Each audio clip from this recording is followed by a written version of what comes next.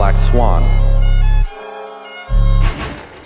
Yo, what's up everyone? It's PipsDon'tMatter here from Black Swan, and today I'm going to be covering a trade that I took last week on EURUSD, and I'm going to focus primarily on liquidity concepts and how you can use them to increase your chances of being on the right side of the market and avoid being caught by some common smart money traps.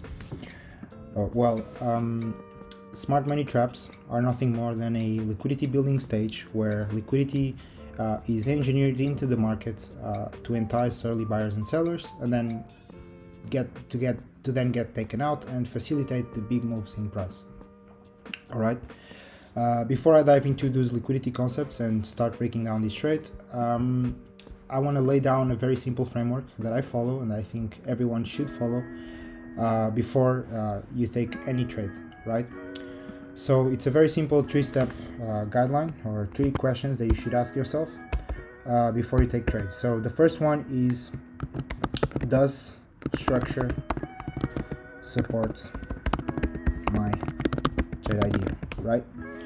So if you've seen our previous videos, you know that over at Black Swan we preach that structure is king, because structure is the most important thing in this market. Structure is how price is delivered, and if you want to be on the right side of the market, you need to have a good understanding of structure delivery, and you need to make sure that your structures, your trades make sense with how structure is being delivered. And what I mean by that is that, say we have a bullish break to the upside, there's two types of trades you can take in here. You either wait for price to get to your demand level, and these are the more probabilistic trades because you're trading with the trend and you want to be buying from here, or because you had a break of structure here and now you are expecting a pullback, you look for lower time frame confirmations to short from here and take price down to this demand level, right? This is what I mean by trading in line with structure.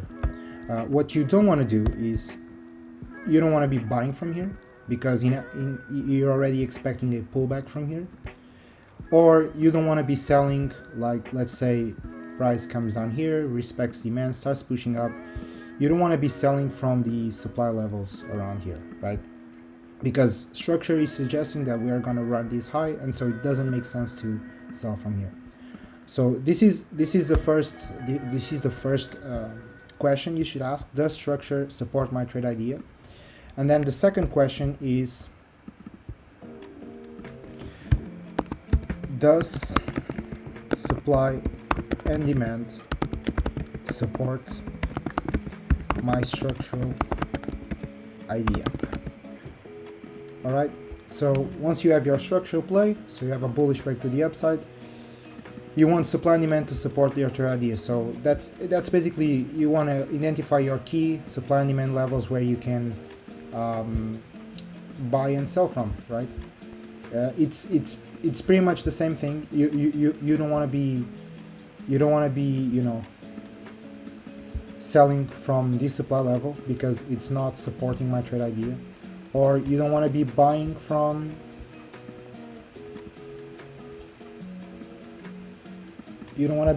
a demand level right here because you're already expecting a deeper retracement, and so it's not in line with how structure is being delivered. That's just what I mean. And then the third question, which is the thing that I'm going to focus the most on this video, is, does liquidity support the previous two, right? So once you have identified the structure in play and you have identified your key levels of supply and demand that you want to trade from, you want to make sure that liquidity is supporting your trade idea in a way that you want to see liquidity being swept out of the market before you enter a trade. And the reason for that is just based on, simple supply and demand. So if you want to buy something, you need someone to be selling it from you. If you want to sell something, you want someone to be buying it from you, right? And so the same applies to the market. If the BFIs, the composite man, whatever you want to call them, wants to buy this market hub, they need to stack buy positions, all right? So they will need sell orders to fill their buy positions. And so the sell orders will come in the form of sell stops resting liquidity, and that resting liquidity will get taken to facilitate the big moves in price, to make sure that they open their buy positions and then they can drive price back up. You also need available liquidity on the other side of the market to make sure that to support your trade idea in the way that the liquidity resting above the week high and the internal range liquidity will be used as profit taking zones from the composite operator. So I want you to really write down this framework and make sure you take all of these in consideration in this specific order. So structure comes first, then supply and demand, then you use liquidity as consequence. And make sure you ask yourself these 3 questions before you take any trade. All right. So now, before we dive into my trade recap, I'm gonna be looking at these diagrams that I used to kind of go in detail about these 3 third question, right? So these diagrams, I'm gonna make them available in the description of this video. So if you want to look at them with more detail, you can go there and you'll have the trading view link. But this is basically showing the framework. All right. So first you have structure. So you have a bullish break to the upside, and you are expecting to buy and keep playing the structural delivery. Second, you have your demand level that was responsible for the break of structure, and you want to really buy from there. And then third is the liquidity, right? So if you're waiting for a expansion in price, and you need to ask yourself always if liquidity has been taken out of the market first, right? Because you need liquidity to fuel this move, right? And one exercise that you can do is, before price gets here, you ask yourself whether or not there's liquidity available on this leg. In the scenario 1 and 2, I drew this box here to show that there's no liquidity here, right? This was just a clean push that left a bunch of imbalance. And then on scenario 3, you can see that there's structural liquidity here. You had an internal break of structure right here, and so people will be enticed to buy from this zone. And so what happens is, if there's no liquidity available on the leg, if there's no liquidity available on the left, you want to see liquidity being created or swept on the right. And that usually comes in 2 forms. You either come and you sweep below, and this is your first common smart money trap. It's just a fake out. People will see this invalidation of demand as a shift in market structure, and they will be enticed to sell, where in reality this happens just because there's no liquidity available. We need to sweep liquidity, so we sweep the liquidity resting below this low from previous buyers, and then we have our shift in structure, and then price just keeps buying up, right? So and the second scenario is, okay, there's no liquidity available on the left, so I want to see liquidity being created and taken on the right. And so what you'll get is you'll get a first tap into demand, a change of character. That change of character will create liquidity below the low, because when people see a change of character, they will be enticed to buy early because they think, okay, price is shifting, it's definitely going to go up, and they will place their positions in the demand level, the newly created demand level, which will create a liquidity pool below the low. That gets taken out.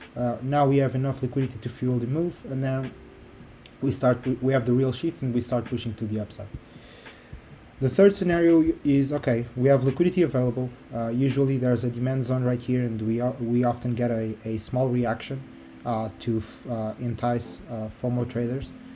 And then the liquidity gets an aggressive run, and then price shifts, and then we keep buying it up. All right. So this is, next time you're thinking about a trade, first focus on structure and focus on supply and demand. And then before you take the trade, always ask yourself, is there liquidity available on the leg? If there isn't, you can already expect, okay, we are either going to sweep the low or we're going to have a fake change of character. And so if you're expecting this, then you have less chances of being swept out of the market before the real move occurs. Of course, sometimes there's no liquidity available and price will come into the demand level and just go. And it's fine if you miss those kind of moves, because you want to trade the highest probability scenarios, and the highest probability scenario is when you see liquidity being taken, a real shift in structure, and then you can get involved. If there's no footprints of BF5 being involved, yes, you may miss a big move, but it doesn't really matter because it has high probability, right? So always ask yourself, is there liquidity available on the left? If there is, you can be more aggressive and trust that the first change of character will hold. You also want to see that liquidity being swept aggressively. If price just comes here and starts playing around, you can assume that the liquidity resting below this low was not enough to fuel the next move, all right? So you want to see liquidity right here, and you want to see an aggressive run on the liquidity, a shift in structure, and then you can get involved. If there's no liquidity available on the left, keep in the back of your mind that one of these two things can happen. You either sweep the external liquidity resting below this low, or you get a fake change of character to entice early buyers into the market, then a shift occurs and you can get involved. And yeah, so now let's move on to the trade where I pretty much applied this concept, right? So we have a 15-minute break of structure to the upside. We are undergoing an expansion, so price is very much bullish. We have a 15-minute break to the upside, so we have a strong low, and we wanna trade away from that strong low. And price starts correctively pushing down. Okay, so at this point I'm already thinking, okay, I have my 15-minute demand, which is right here. It's an engulfed sell to buy, so it fits all my criteria. It's responsible for a break of structure, and we have a bullish 15-minute bullish market right here. Okay, so I'm looking for buys from this zone, but now I have to ask myself, do I have liquidity to support my structural and supply and demand idea? In this case, we have a corrective pullback, right? So we have a buildup of mitigations. So we have profit taking zones right here. So I have available liquidity to target, but I need to see available liquidity to be swept before the real move occurs.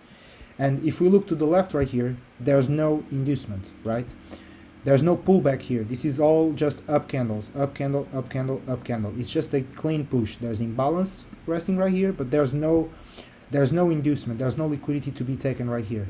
And so in the back of my mind, I'm already thinking, okay, I either want to see this low get swept because there's resting liquidity below the low. I want to see an aggressive run, a V-shaped recovery. So I either want to see this low get swept, and usually what you can do in those cases is look for demand zones that are resting below that low. In this case, there's this unmitigated zone. If price wanted to sweep this low, you could have like an aggressive reaction to this zone, and price fails to close below this low, indicating that this was most likely just a sweep of liquidity, and then you wait for the real shift and you get involved. In this case, I was already expecting either this low to get swept, or I was expecting a fake change of character, and that's what I got. So we tap into this zone, we take out the low, and then we take out the high, so we get a change of character. We also take out this high. Yes, we failed to close above, but I mean, supply was holding all the way through here, and now we are starting to see supply failing. Because we didn't close above the high, you could say, okay, this is a weak low, so you can expect this low to get taken out as well. But at least the fact that we took out supply, it's already a big indication that supply is starting to fail, so bullish intent is coming into the market. So I get my first change of character, and now I'm going down to the lower time frame, so I'm going to the 1 minute, and I'm thinking, okay, so price is shifting. We already took out a bunch of levels of supply, but now I need to see liquidity taken out of the market. And so where is liquidity? Liquidity will be resting below this low, right? Because early buyers will be seeing this change of character, and they will be enticed to buy from the extreme. And so I want to see these logos. You could say, okay, but we have liquidity resting right here, and so price could come here and then go higher. Yes, that's a possibility, but you need to pay attention to what happens when this liquidity gets taken. So price comes down, we have a reaction, but this reaction is unable to push price higher, right? Is unable to do anything significant. So if this liquidity is not available, it becomes irrelevant to me. It's like it's not even here anymore. And so you can see that there's no liquidity here. It's just a clean push. The liquidity available was here. This one was unable to do anything. And so now the only option for me is like, okay, I want to see a sweep of this low, because this is the M15, the new M15 low. If you remember, we had a change of character. We put in these highs. So we have M15 liquidity, a structural low. And now when that low gets taken out, that's when I'm going to look for my confirmations to get in. And that's exactly what happened. We came down, we fell to close below the low, but we sweep the low, and then we get a 1 minute change of character. And so I'm like, okay, so if we sweep the low and get a change of character right after, then, well, then maybe my trade ID is correct. This is the structural liquidity needed. And now I'm good to go to the 5 seconds and look for confirmation to go long. And that's exactly what I got. So we have our 1 minute change of character, I mean, and then I either want to buy it from the extreme or from the flip. I usually play 5-second reactions. I don't place limits in here. So if you're the type to place a limit, I would say, okay, maybe use a bigger stop to cover potential sweeps, or just do it like me and play the reaction. So in this case, we had a reaction, we created liquidity.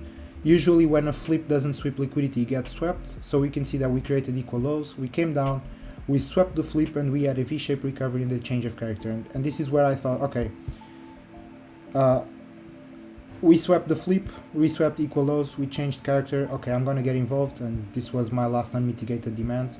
And yeah, and then you have a lower time frame execution with a higher time frame target, right? Because then you can target the week high. Obviously, it's a good idea to take partials along the way. In this case, I mean, this was ECB, was a big move, so it was pretty quick. But usually, you don't know if this is actually, price could go up and then even come down to collect more liquidity. So make sure you manage accordingly. But yeah, I hope this video kind of explains how you can expect smart money traps, how you can avoid being caught by fake chocks. Obviously, the market is not black and white. It's not always going to move this perfectly. But if you already have it in the back of your mind that when there's no liquidity available on the left, it is very likely that you will see either a sweep of the low or a fake chock. If you already have that in the back of your mind, you increase your chances of being on the right side of the market and avoid being, swept out of it and then just seeing the move go in your direction. So yeah, again, I'm going to make this diagram available in the description of the video so that you can, study it in more detail. And yeah, I hope this video was insightful. If you haven't watched our previous videos on structure, make sure you do so, because even though liquidity is important, structure comes first. And so make sure you do. And yeah, guys, I'll catch you in the next one. Bye.